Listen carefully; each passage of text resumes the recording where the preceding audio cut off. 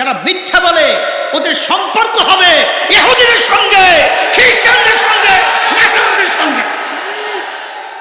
জোরে বলেন কথা ঠিক কিনা? তাহলে বিএনপি আমাদেরকে টাকা দিচ্ছে, তাই বিএনপির সঙ্গে লেনদেন করছি আমরা। তাই যারা বলে 10 কোটি 400 কোটি, এই যারা বলে ওরা ওখানে আসিল কে ডাকে না? কেউ আসিল? তাই যদি ওরা কেউ না থাকে তাই সত্য না মিথ্যা? তাহলে ভালো করে যাই না রাখো, আল্লাহর হাবিবের সাকরেতেরা কখনো মিথ্যুক হইতে পারে না, সিদ্দিকের সাকরেতে কখনো মিথ্যাবাদী হইতে পারে না। আল্লাহ রাব্বুল আলামিন মিথ্যাবাদীর সাথে সম্পর্ক রাখতে বলে নাই। তাইলে এই যে যুদ্ধ চলতেছে, যুদ্ধ চলছিল কিছুদিন আগে, ইরান, আমেরিকা, ইসরায়েল, কথা ঠিক কিনা? যত সংবাদগুলো প্রকাশিত হয়েছে সেখানে মিথ্যা বলে কারা প্রমাণ হয়েছে? আমেরিকা আলাদা, ইসরায়েল আলাদা, কথা ঠিক না? ঠিক। তাইলে মিথ্যুকরা কখনই আল্লাহর হাবিবের সাকরেত হইতে পারে না, ওই দলভুক্ত হইতে পারে না। যারা মিথ্যা বলে ওদের সম্পর্ক হবে ইহুদিদের সঙ্গে, খ্রিস্টানদের সঙ্গে, নাসারাদের সঙ্গে। জোরে বলেন কথা ঠিক কিনা?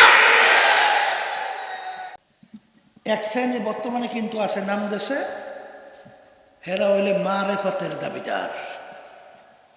কি দাবিদার? মারেফতের দাবিদার। বুঝেন তো, নামাজ নাই, রোজা নাই, পর্দা নাই, সুন্নাত নাই, কথা বুঝেন না? বুঝেন নাই? কিচ্ছুই নাই। তাহলে সেখানে মারেফতের দাবিদার, জোরে কথা বললেন না, আস্তে আস্তে খেয়াল করেন।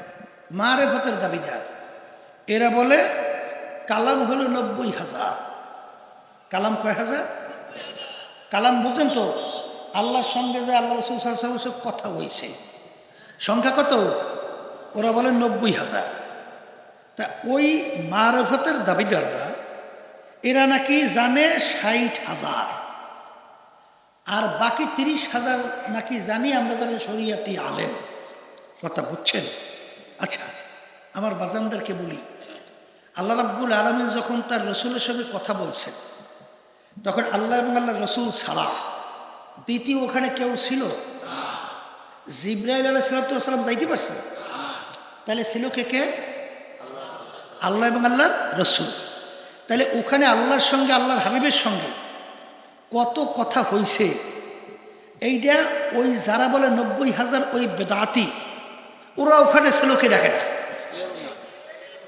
কেউ ছিল? তাহলে কি কথা হয়েছে বা না হয়েছে? আল্লাহ রাব্বুল আলামিনের সঙ্গে আল্লাহ রাসূল সাল্লাল্লাহু আলাইহি দুনিয়াতে আসার পরে আল্লাহ হাবিব সব পরিষ্কার বলে নাই? কথা বলেন না? এই বলছে কি বলে নাই? আচ্ছা, তাহলে ওরা কেউ ছিল না। তাহলে 90,000 কালাম হয়েছে না কত হাজার কালাম হয়েছে? ওরা যে এই কথাটা বলে, কথাটা সত্য না মিথ্যা? আর একটু আসতে বলে, বলেন মিথ্যা। এটা ভালো করে জানিয়ে রাখেন। হাসতাম বছর, হাসতাম সে মনে করিয়েন না। মন চাইলে সেদিকে পা বাড়ানো যাবে না। আব্বাজান রহমাতুল্লাহি আলাইহি পরিষ্কার বলতেন, যারা চরমনাইতে আসেন যতক্ষণ পর্যন্ত কোরআন এবং হাদিস অনুযায়ী আপনাদেরকে পথ দেখাবো ততক্ষণ আমাদের কথা মানবেন। কারণ কবরে কিন্তু যাইয়ে পরিচয় দিলে হবে না যে আমি চরমনাইয়ের মুরিদ। পুরান মুজাহিদ কারো মনে আছে? 2-1 জন। কার কার আছে হাত উঠাই দেখান তো। আল্লাহু আকবার। কি মনে আছে তাইলে দেখা যায়? হ্যাঁ, বলে যতক্ষণ পর্যন্ত কোরআন এবং হাদিস অনুযায়ী আপনাদেরকে পথ দেখাবো ততক্ষণ আমাদের কথা শুনবেন, মানবেন। আর যখনই কোরআন এবং হাদিস অনুযায়ী আমরা পথ দেখাবো না তখনই আমাদের থেকে আপনাদের সইরে যাওয়া, ভাইগে যাওয়া অজীব। এই জন্যই বলছি, যারা চরমনের সাথে জড়াই আছে, আল্লাহ রাব্বুল আলামিন সহিব আমাদের সবাইকে কবুল করুক, দিনের সহিবত আল্লাহ আমাদেরকে রাখুক। আর যারা নাকি ব্যতিক্রম আচরণ করেন, আল্লাহর রাস্তা আমি পরিষ্কার বলছি, চরমনে যাইয়া ভিড় করিয়েন না। আপনাদের যেদিকে মন চায় সেদিকে যান, আপনাদের ধরিয়ে বাঁধিয়ে রাখার দায়িত্ব আমাদের না, এটা আল্লাহর সঙ্গে বুঝবে। কিন্তু এই তরিকার সাথে জড়াইয়ে পরিচয় দিয়ে যদি ব্যতিক্রম ধর্মী আচরণ করে, আল্লাহ মাফ করুক, বদদোয়া যদি লাইগা যায়, আপনি ক্ষতিগ্রস্ত দুনিয়াতেও হবে, আখেরাতেও হবে। এটা কিন্তু মনে রাখেন। হাস তামসা করে পথ চললেন না, বুঝে শুনে সরমনাই যান নাই না, আপনাকে কেউ জোর করে নিয়ে বাইন্দে নিয়ে আমরা সরমনাই বানিয়েছি? হ্যাঁ, আজকে আমরা বিভিন্ন জায়গায় লজ্জা পাই, কারণটা কি? এই জন্য আর বাজানদেরকে বলবো, পর্দালে মা বোনরা যারা শুনতেছেন, কেউ রাগ কইরেন না বাজান। হ্যাঁ, দুনিয়ার হায়াত কিন্তু কয়েকদিন। ও ফাইজলামি আর টাকার গরম আর মাতুপুরি ফাইজলামি সরকারি যে কদিন দুই চোখ খোলা থাকবে ওই কয়দিন চলবে। আর যখন চিরতরে চক্ষু বন্ধ হবে, সাদা কাপড় দিয়ে যখন পেঁচ দিয়ে মাটির ভিতরে রাখবে, তখন বুঝবেন যে কোন ফাইজলামি আর কত চলে ওখানে। এই জন্য বলেন কথা ঠিক। এই জন্য কলম ভালো করতে হবে। আর এই কলম ভালো করার জন্য এই তরিকার ঔষধ পালন করতে হবে। এই তরিকার 5 ঔষধে অনেকে ছাড়িয়ে দিচ্ছে। ছাড়িয়ে দেওয়ার কারণে তাদের থেকে যত ঝামেলা তৈরি হয়। আর আল্লাহর রহমতে যারা 5 ঔষধ ঠিকমতো পালন করে, দেখা যায় দিনার দিন তাদের ইমানের ভিতরে মজবুতি আসে আল্লাহর রহমত, এবং দিনার দিন নেকের দিকে তাদের আল্লাহর রহমতের ঝোঁক বাড়ে। কথা ঠিক না? এই জন্য 5 ঔষধ ছাইলেন না, 5 ঔষধের ঠিকমতো ধরে রাখেন। তাই যেই কথা বলতে চাইছিলাম, এই কলবের রোগ দূর করার জন্যে এই তরিকার 5 ঔষধ আল্লাহর কুতুবের আপনারা আমার জন্য রেখে গেছেন। কলবের রোগ দূর করার জন্যে বড় একটা ঔষধের মধ্যে একটা ঔষধ হলো মৌতের মোরাকাবা বেশি বেশি করতে হয়। দৈনিক কমপক্ষে 20 বার মৃত্যুর স্মরণ করলে শহীদি দরজা পাইয়ে বিনা হিসাবে বেহেশতে যাওয়া যায়। এই জন্য মৌত ভুললেন না, মৃত্যুর কথা সবসময় মনে রাখেন। যে কোনো মুহূর্তে, যে কোনো সময় ডাক আসতে পারে। জোরে বলেন কথা ঠিক কিনা?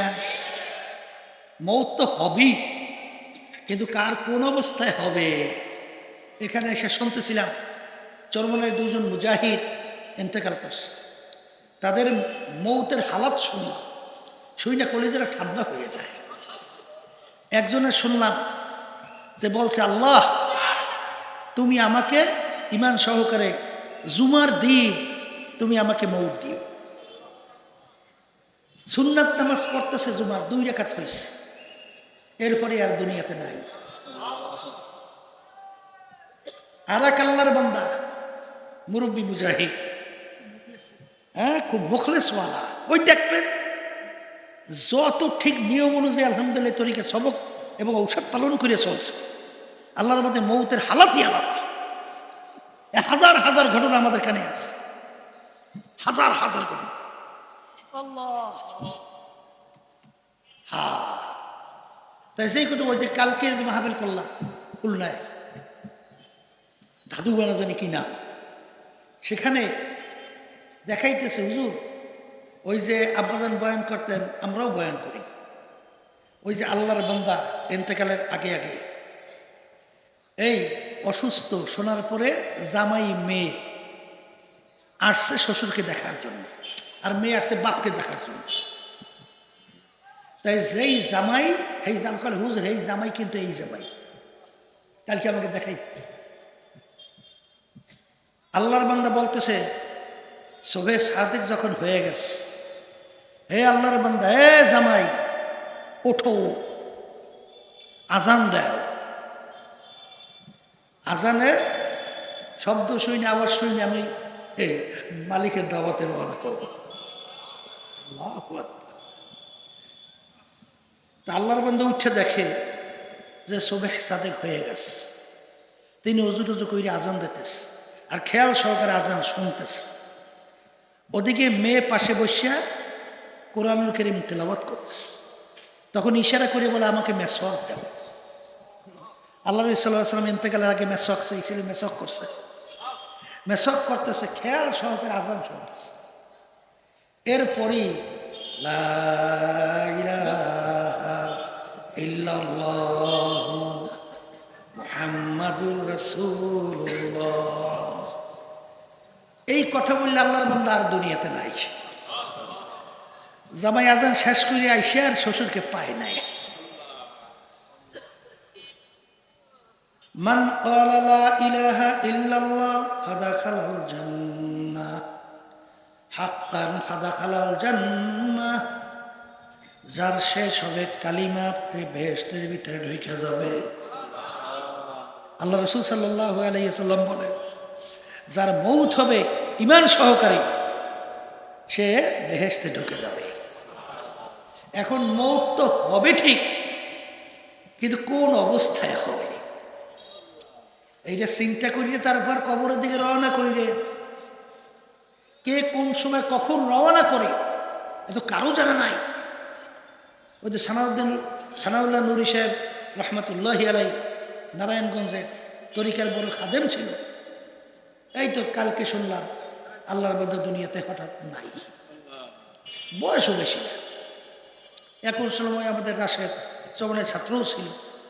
একটু আগে বলতেছে ওর ভগ্নিপতি আমাদের যে ড্রাইভার, যে একটু আগে নাকি ইন্তেকাল করছে, অল্প বয়স, আমাদের ছাত্র। আসলে কে কোন সময় কখন রওনা করবে এটা আমাদের কারো জানা আছে?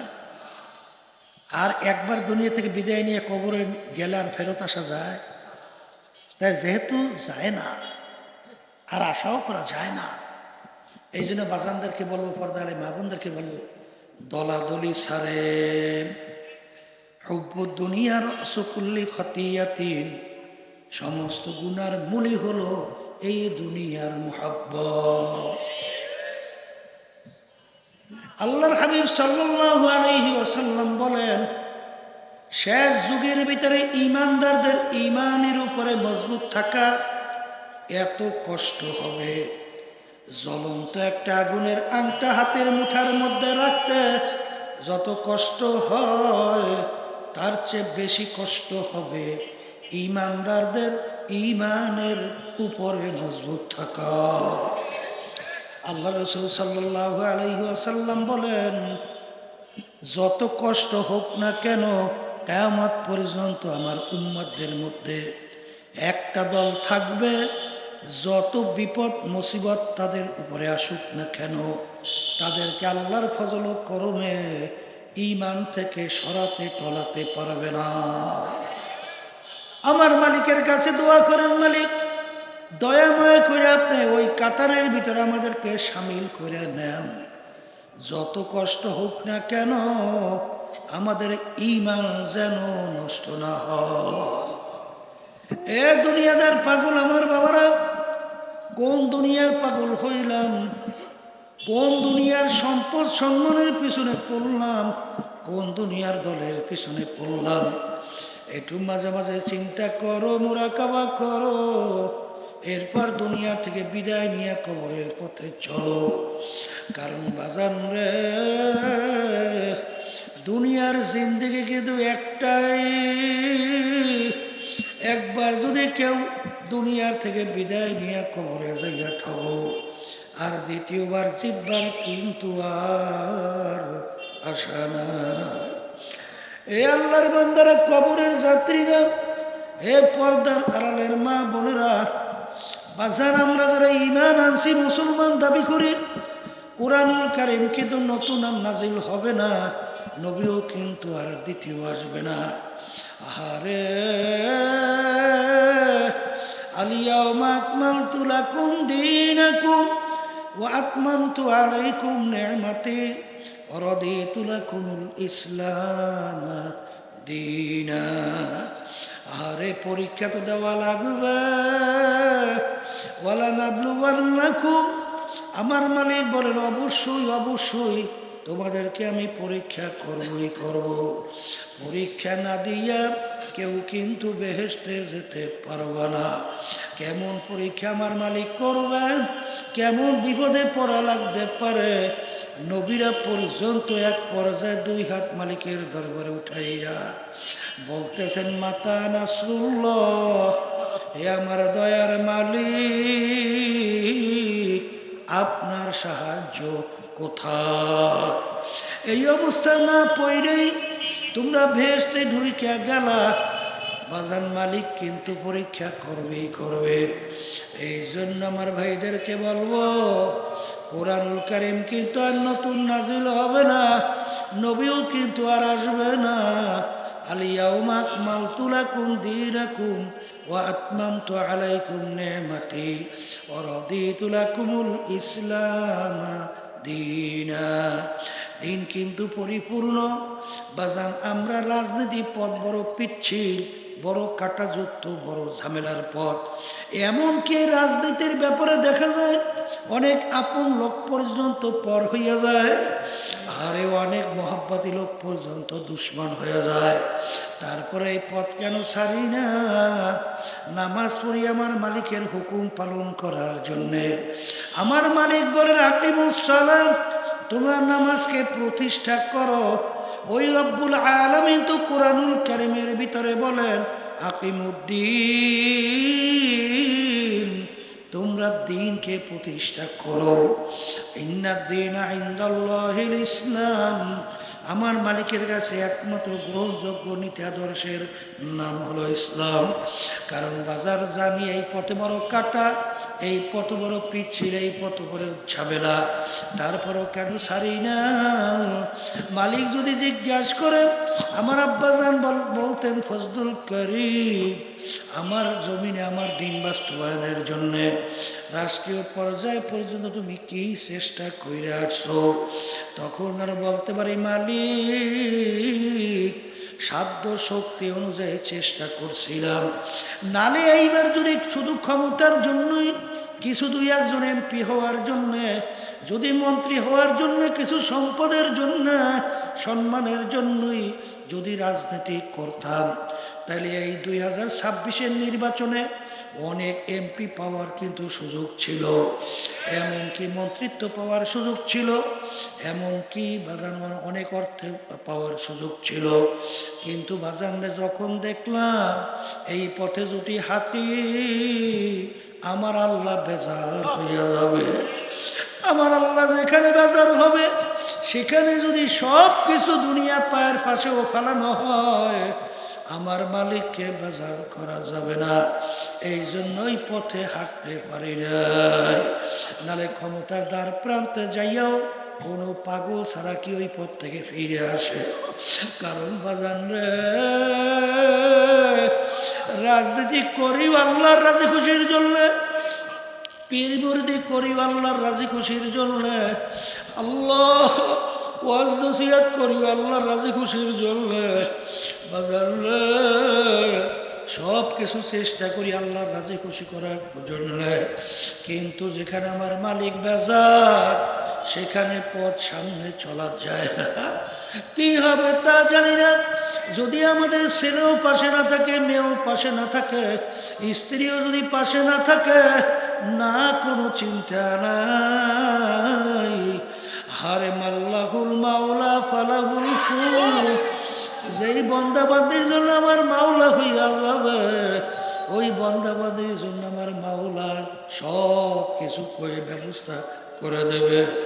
মাল্লাহুল মাওলা ফালাহুল কুল, যেই বন্দাবান্দি আমার মালিকের জন্য হইয়া যাবে, ওই বন্দাবান্দির জন্য সব কিছু ব্যবস্থা আল্লাহ করবে। ওয়া ইয়াতাওয়াক্কাল আলাল্লাহি ফাহুয়া হাসবুহু, যেই আল্লাহর বন্দাবান্দি আমার মালিকের উপরে তাওয়াক্কুলের মতো তাওয়াক্কুল করতে পারবে, ওই বন্দাবান্দির জন্য আমার মাওলাই যথেষ্ট হবে। কোনো চিন্তা কইরো না, ইন্নাল্লাহা মা'ানা, আল্লাহ আমাদের সাথে আছে, কোনো ভয় নাই, কোনো চিন্তা নাই। আল্লাহ, আল্লাহর হাবিব সাল্লাল্লাহু আলাইহি সাল্লাম আবু বকর সিদ্দিক রাদিয়াল্লাহু তাআলা আনহু যখন হিজরতের সময় গুহার মধ্যে আরে যখন পেরেশানি, আবু বকর রাদিয়াল্লাহু তাআলা আনহু বলেন, আহারে আল্লাহর হাবিব বলেন, আবু বকর চিন্তা কইরো না, ইন্নাল্লাহা মা'ানা, আল্লাহ আমাদের সাথে আছে। আর আমার মালিক যদি আমাদের সাথে থাকে আর কোনো চিন্তা আল্লাহর ফজলে থাকবে না। দেখা দৃষ্টিতে মনে অনেক ক্ষতি, আসলে কিন্তু কোনো ক্ষতি নাই। কারণ কি, আমার মালিক জানে কোন অবস্থায় কিভাবে আমার মালিক তোমাকে সম্মানিত করবে, কিভাবে রাস্তা খুলবে। ওয়াল্লাযীনা জাহাদু ফিনা লানাহদিয়ান্নাহুম সুবুলানা ওয়া ইন্নাল্লাহা লামাআল মুহসিনিন। আমার মালিক বলে, বান্দা বান্দিরা, তোমাদের কোনো চিন্তা নাই, কোনো ভয় নাই, আমি মালিক যথেষ্ট। যত বিপদ মুসিবত আসুক না কেন, আমার আল্লাহ বলেন তোমাদের জন্য চলার জন্যে আমি বহুত রাস্তা খুইলা দেব। এই জন্য আমার বাজানদেরকে বলবো, পর্দারে মা বোনদেরকে বলবো, সম্মান মানুষের বারে কলমের ভিত্তি কইরা, আর কলম যদি ঠিক কইরা ভালো না কইরা যদি মালিকের দরবারে হাজিরা দাও, বাজান ভালো কইরা জানো, রোগাগ্রস্ত কলবের জায়গা কিন্তু আমার মালিকের বেহেশতে হবে না। কারণ আল্লাহ রাব্বুল আলামিন বেহেশতে যাওয়ার জন্য শর্ত লাগাইয়া রাখছেন, হারে ইল্লা মান আতাল্লাহা বিকলবিন সালিম, পরিষ্কার পরিচ্ছন্ন স্বচ্ছ কলব ছাড়া আমার পবিত্র জায়গা বেহেশতের মধ্যে হবে না। এই জন্য আমার ভাইদেরকে বলবো, কলবের উল্লেখযোগ্য কতগুলা রোগ আছে, এই কলবের রোগ দূর করার জন্যই আল্লাহ রাব্বুল আলামিন তার হাবিবকে দুনিয়াতে পাঠাইছিলেন। আল্লাহ রাব্বুল আলামিন তার রাসূলকে দুনিয়াতে পাঠাইছেন। পাঠানোর ভিতরে কয়েকটা কারণ ছিল, তার ভিতরে একটা কারণ হলো ইয়াতলু আলাইহিম আয়াতিহি ওয়া ইউযাক্কিহিম ওয়া ইউআল্লিমুহুমুল কিতাবা ওয়াল হিকমা।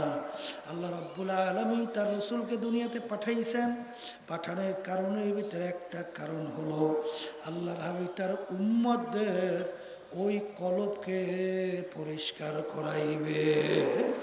এই জন্য আমার বাজানদেরকে বলবো, মুরব্বীর কাছে যাওয়া ছাড়া মুরব্বা হওয়া যায় না। এই জন্য মুরব্বীর সংস্পর্শে যাইয়া মন বুঝুক আর না বুঝুক, যতক্ষণ পর্যন্ত কোরআন এবং হাদিস শরিয়া বিরোধী না হবে ততক্ষণ পর্যন্ত মন চাক বা না চাক সেই কথা মাইনা চলা লাগবে। যদি চলতে পারি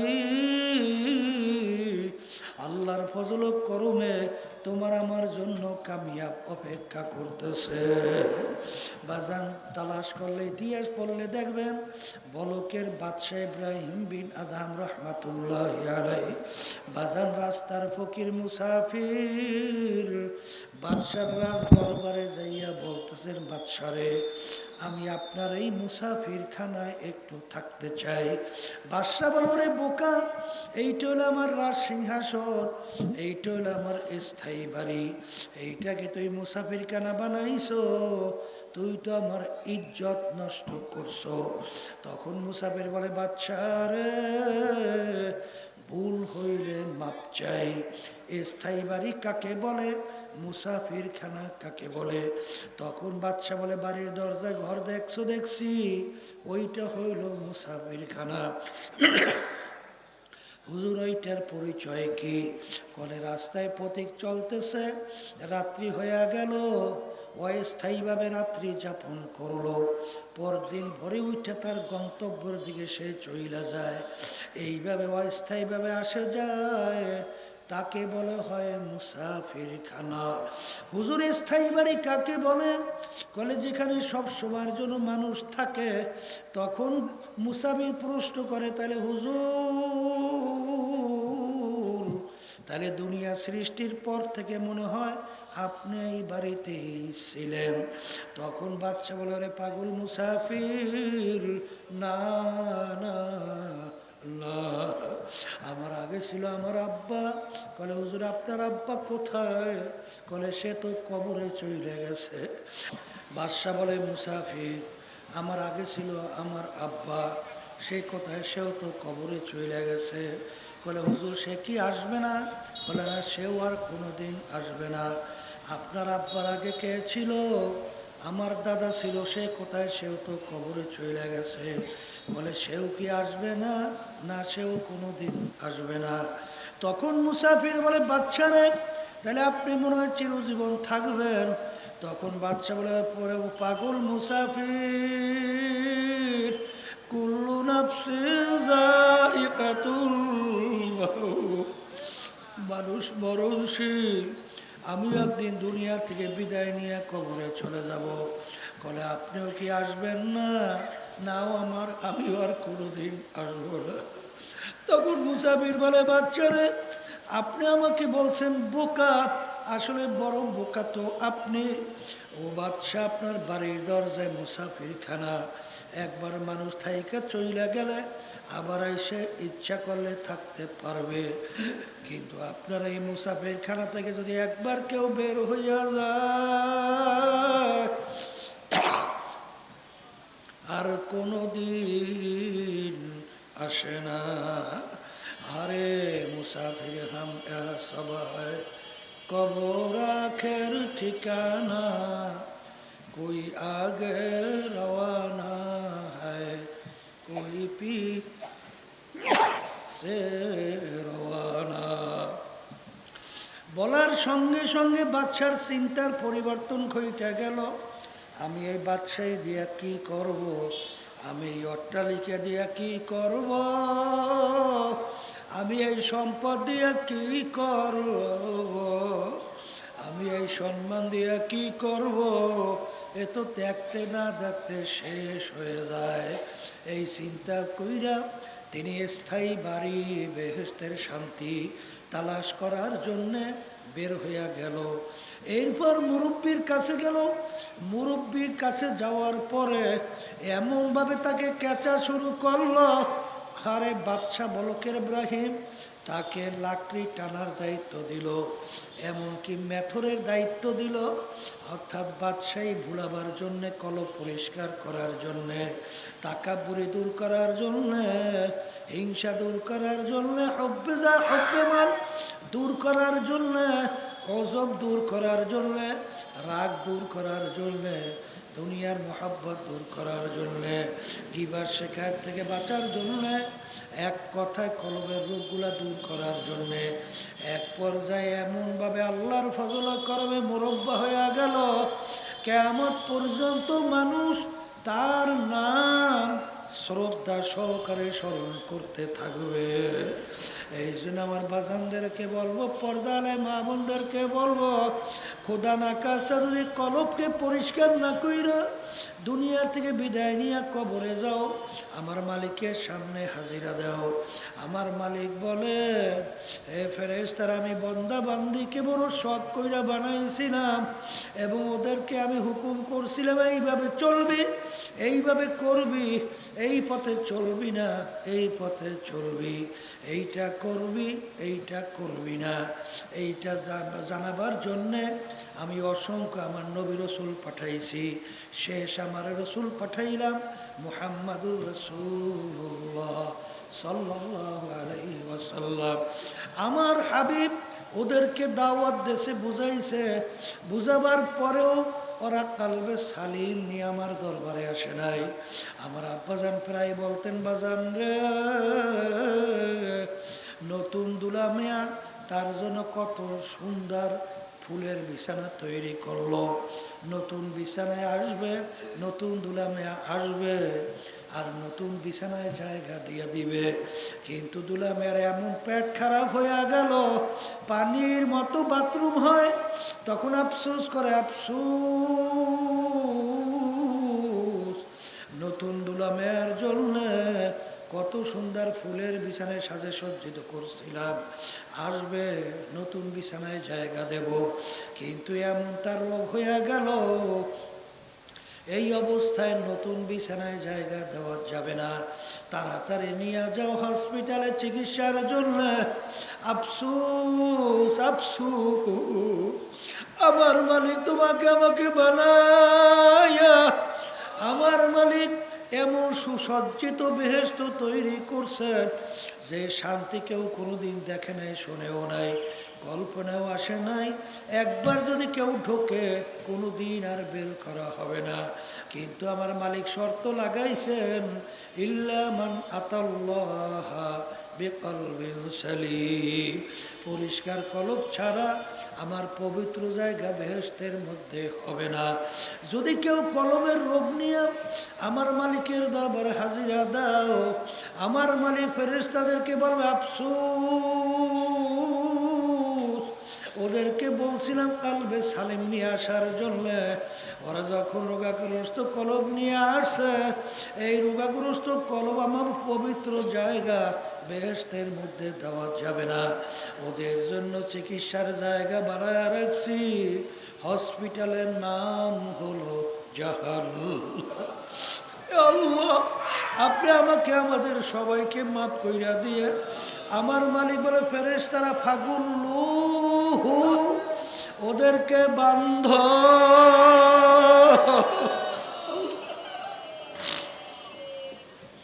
ফাগুল্লু, ওদেরকে বান্ধ, মিন ওয়ারাইহিম জাহান্নাম, ওদেরকে পিকা পিকা জাহান্নামে ফালাও, ওদের জন্য আমার কোনো মায়া। ওই জাহান্নাম আমার মালিক কিভাবে তৈরি করছে?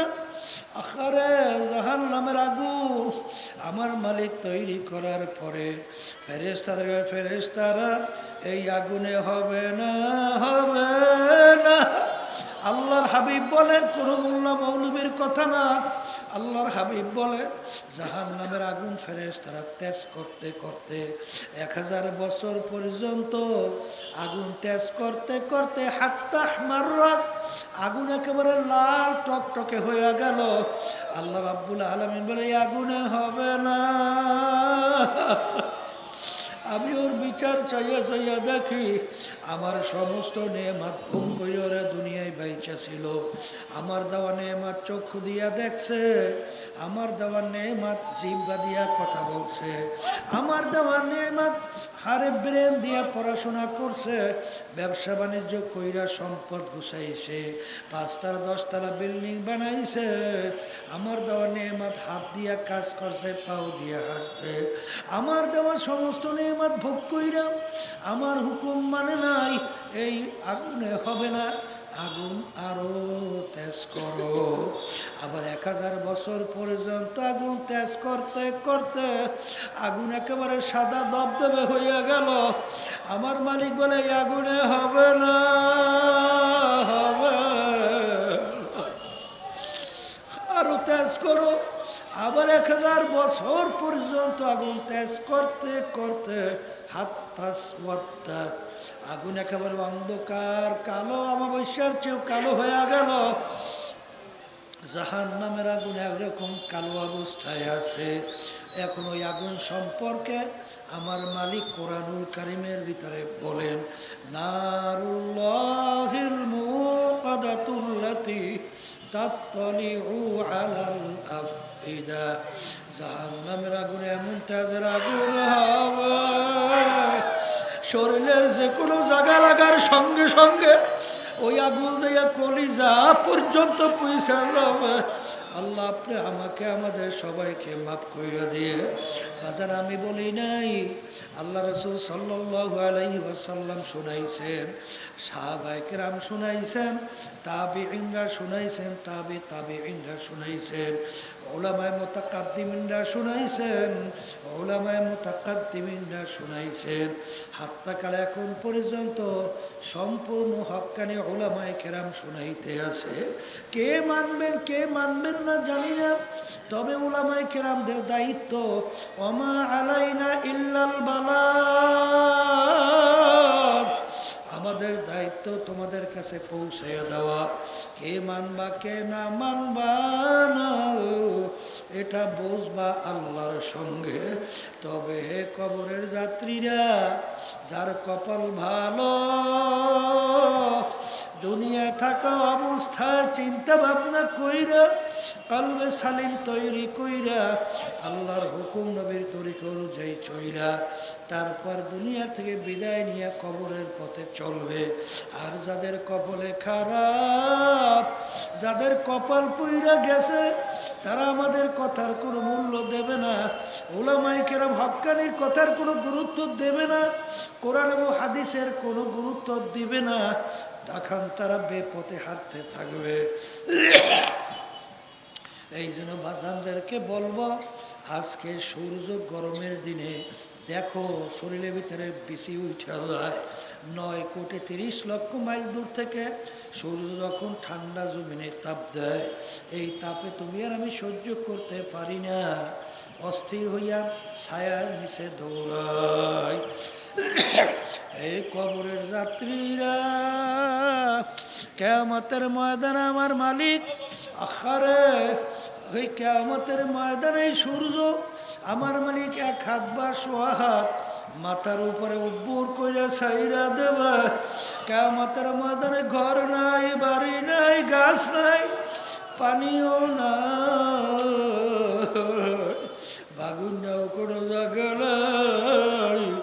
জমিনটা হবে তামার জমিন, জমিন হবে তামার জমিন। সূর্যের তাপ যখন তামার মধ্যে লাগবে, ওই কিয়ামতের ময়দান পুরিয়া লাল চামড়ার মতো লাল হয়ে যাবে। আরে বাগুইনাও জাগা নাই।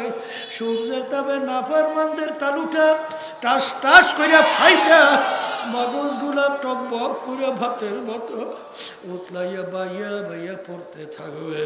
লা ইয়ামুতু ফিহা ওয়ালা ইয়াহইয়া, কি যাতনা বিষয়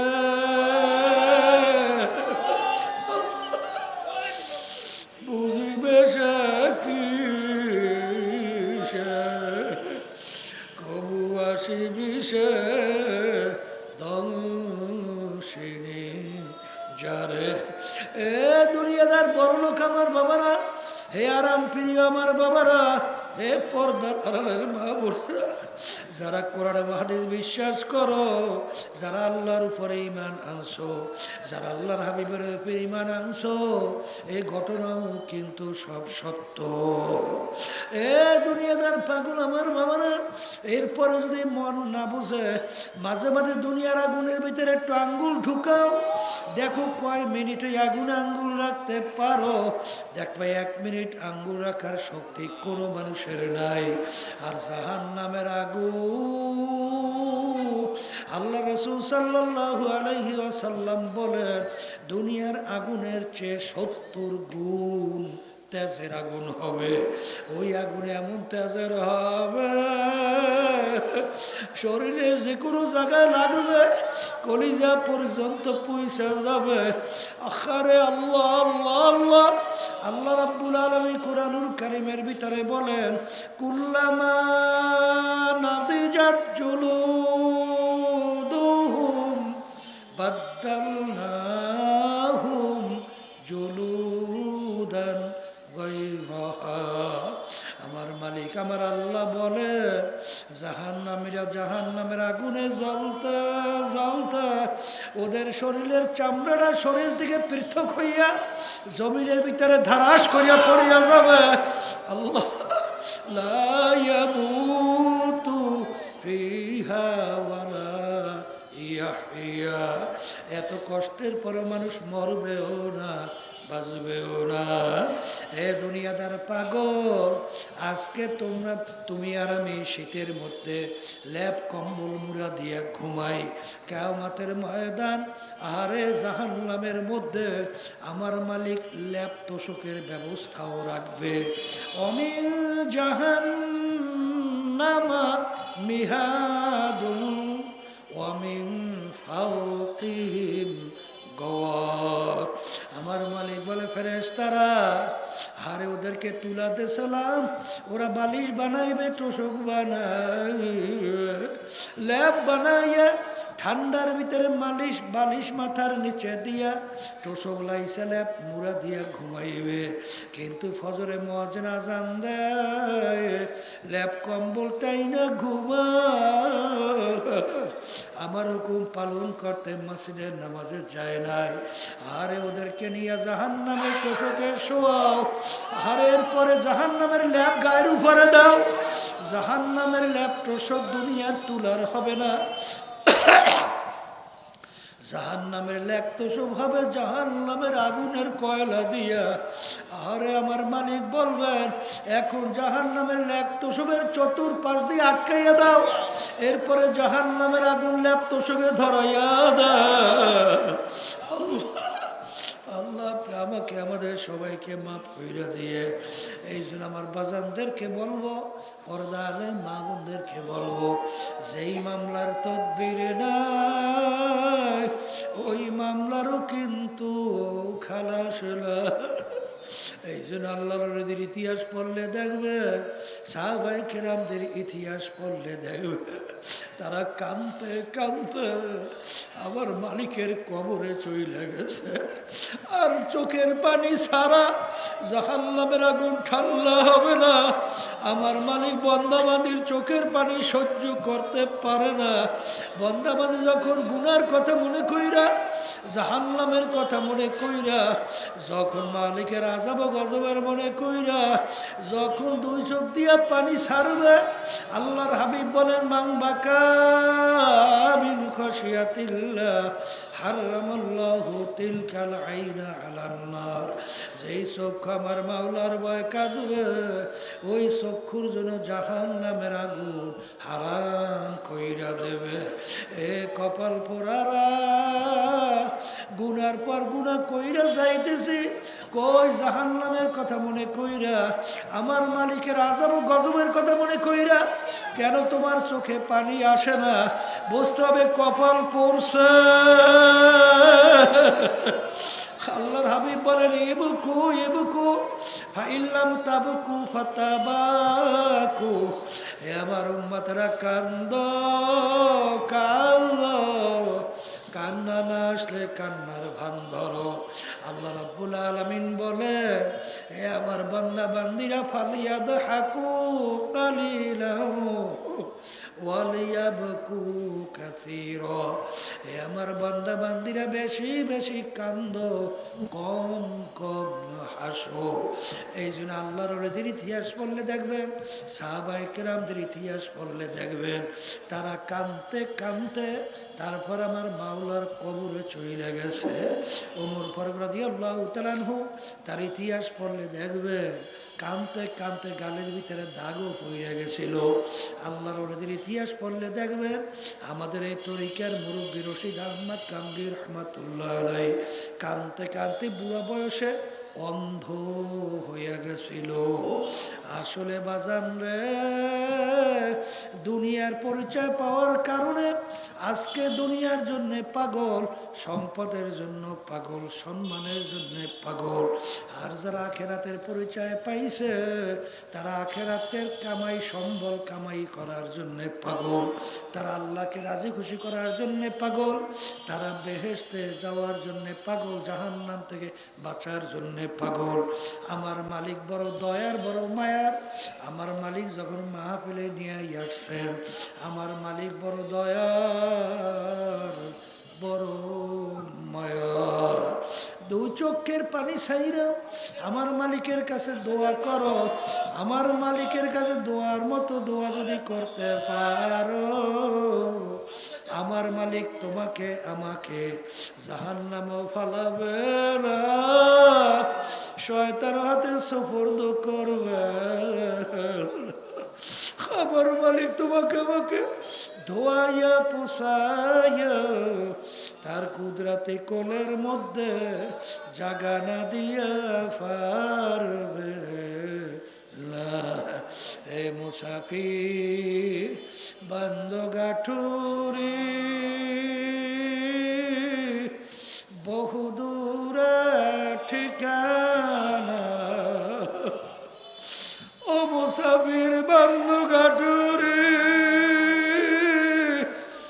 বহু দূরে ঠিকানা আর বিজানা কাল বিজানা কবর আখের ঠিকানা এমন ঘরে যাইতে হবে যেই ঘরে নাই বাতি এমন ঘরে থাকতে হবে যেই ঘরে নাই সাথী আল্লাহুম্মা আমিন।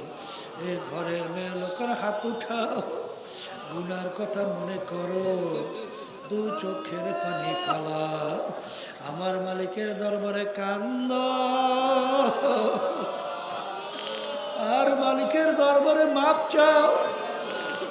যদি কান্না না আসে মনকে বুঝাও করে মন, একদিন এই ঘরের দরজা দিয়ে নতুন বউ হয়ে উঠছিল রে মন।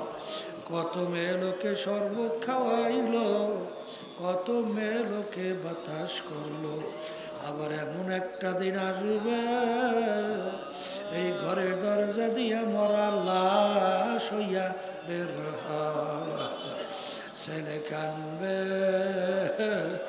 মামা করে, মেয়ে কানবে মা করে, জবাব তো আর দিবা না। হে আল্লাহ, আপনি এই মাঠের দিকে তাকাইয়া দেখেন আপনার বান্দারা কিভাবে কান্দে। মালিক, আমাদের ছেলেও মরে নাই, মেয়েও মরে নাই, গুনাহ করে মরছি রে, মাফ করে দেন গো মাওলা, মাফ করে দেন। এ আল্লাহর বান্দারা জোর করিয়া কান্দে, জোর করিয়া কান্দে। সন্তান মারা গেলে চোখে পানি আসে, সম্পদ নষ্ট হয়ে গেলে চোখের ভিতরে পানি আসে। তোমার আমার গুনার কারণে জাহান্নামের আগুন জ্বলছে, জাহান্নামের আগুন চোখের পানি ছাড়া ঠান্ডা হবে না। মালিক, যাদের উসিলায় মাহফিল হইল